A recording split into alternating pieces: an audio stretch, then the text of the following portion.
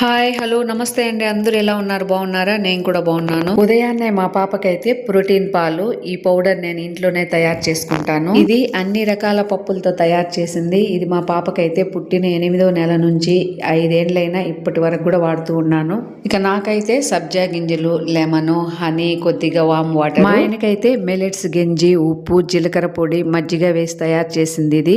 ఇక ఉదయాన్నే మా పాపకి 3 రకాల ఫ్రూట్స్, 2 రకాల వెజిటేబుల్స్, కొన్ని మొలకలు వేసి తయారు చేసింది. ఇక్కడ స్కూల్లో పిల్లలైతే చిప్స్, జ్యూసే ఎక్కువ తెచ్చుకుంటూ ఉంటారు. మా పాప స్కూల్ మధ్యాహ్నం వరకే. మా పాపతో పాటు నేను, మా ఆయన కూడా ఉదయం పూట ఇవే తింటాము. ఇక 3 రకాల స్నాక్స్ అండి ఇవి.